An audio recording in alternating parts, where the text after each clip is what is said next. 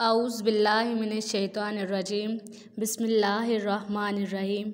शुरू अल्लाह के नाम से जो बड़ा मेहरबान और निहायत रहम करने वाला है। अस्सलामु अलैकुम प्यारे बच्चों, उम्मीद करती हूँ कि हमेशा की तरह आप सब खैरियत से होंगे। आज जमात चहारम के मज़मून उर्दू में हमारा एक नया उन्वान है, ख़त के बुनियादी हिस्से। आज का हमारा उन्वान क्या है? ख़त के बुनियादी हिस्से, यानी ख़त के कौन कौन से अहम हिस्से होते हैं और उनका क्या काम है। तो चले अब हम अपने सबक की तरफ आते हैं। यहाँ पर सबसे पहले लिखा हुआ है ख़त के बुनियादी हिस्से। ख़त के मंदरजा झैल 6 बुनियादी हिस्से हैं। ख़त के मंदरजा झैल 6 बुनियादी हिस्से हैं। पहला हिस्सा है मुकामे रवानगी और तारीख़। पहला हिस्सा क्या है? मुकामे रवानगी और तारीख़, यानी जहाँ से ख़त लिखा जाए या शुरू किया जाए। जहाँ से हम अपना ख़त लिखना शुरू करते हैं उस एरिया को क्या कहते हैं, उस हिस्सा को क्या कहते हैं? मुकामे रवानगी और तारीख़। दूसरा हमारा ख़त का हिस्सा है अलकाबो आदाब। दूसरा हिस्सा अलकाबो आदाब है, मसलन प्यारे दोस्त या अस्सलामु अलैकुम वगैरह। जब हम अपने ख़त का आगाज़ कर देते हैं और उसके बाद हम अलकाबो आदाब का इस्तेमाल करते हैं और उसमें हम क्या लिखते हैं? प्यारे दोस्त, प्यारी अम्मी या प्यारे अब्बा वगैरह, जिसके नाम भी ख़त होता है उसी के बारे में हम यहाँ पर अलकाबो आदाब लिख देते हैं। तीसरा हिस्सा है हमारे पास ख़त का मज़मून। ख़त का मज़मून में ख़त में जो लिखा जाए ख़त का मज़मून कहलाता है, यानी ख़त के अंदर जो भी हमने बातें करनी होती हैं, किसी को जो भी कुछ कहना होता है वो हम जो लिख देते हैं वो क्या कहलाता है? ख़त का मज़मून कहलाता है।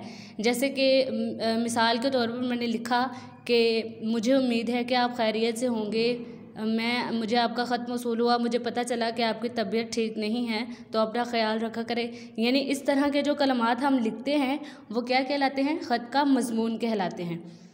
चौथा है हमारे पास ख़ात्मा। अब ख़ात्मा में है मसलन वस्सलाम या ज़्यादा आदाब वगैरह। ख़ात्मा में हम क्या करते हैं? लास्ट में जब हमारा ख़त ख़त्म हो जाता है तो आखिर में हम क्या करते हैं? वस्सलाम या ज़्यादातर आदाब वगैरह कर देते हैं हम कि आपकी प्यारी बेटी। उसके बाद आ जाता है कातिब। पांचवा हमारे पास क्या है? कातिब का नाम। अब कातिब का नाम मसलन आपकी बेटी आयशा अली, जैसे हम लास्ट में लिख देते हैं आपकी प्यारी बेटी और उसके नीचे हम अपना नाम लिख देते हैं, तो यहाँ पर मैंने फ़र्ज़ी तौर पर आयशा अली का नाम लिखा है कि आपकी प्यारी बेटी आयशा अली। बिल्कुल आखिर में हमारे पास आ जाता है पता। पता में क्या होता है कि ख़त मुकम्मल हो जाए तो लिफाफे पर मकतूब इलैह का नाम और पूरा पता लिखें, मसलन शहर, गली नंबर और मकान नंबर वगैरह। यानी कि जिसको हमने ख़त लिखा है उसके घर का पता, उसके घर की गली और मकान नंबर वगैरह सब कुछ जब हम लिखते हैं तो वो क्या कहलाता है? पता कहलाता है। और वो हम लिफाफे के ऊपर लिखते हैं जिसके अंदर ख़त होता है वहाँ पर। उम्मीद करती हूँ यहाँ तक समझ आ गई होगी। आगे हम चलते हैं ख़त का खाका।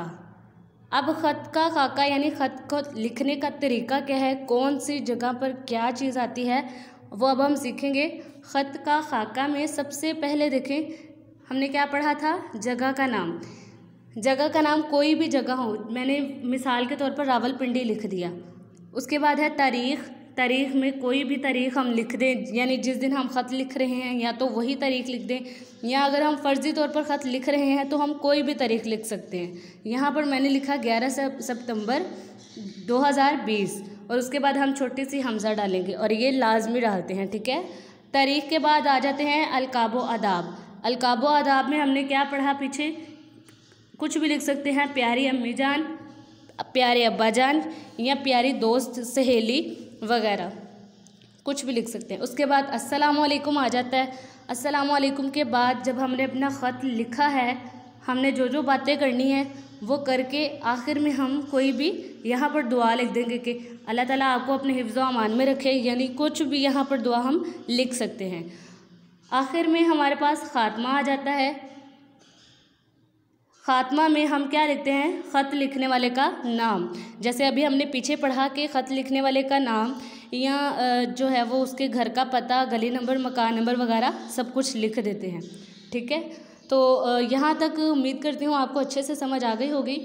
अब ये जो ख़त का खाका है, बिल्कुल इसी तरीके से आपने हर ख़त, जब भी कोई ख़त आए तो आपने इसी तरीके से इस ख़त को लिखना है। अब हमारे घर का काम यानी होम असाइनमेंट क्या है, ये जो ख़त का खाका है यही आपने अपनी शीट्स पर प्यारा सा करके लिखना है। और लिखने के बाद ख़त के बुनियादी हिस्से इनको अच्छे तरीके से याद करना है। उम्मीद करती हूँ आज का लेक्चर अच्छा लगा होगा। आगे मुलाकात होगी नए उन्वान के साथ, तब तक के लिए अल्लाह हाफिज़।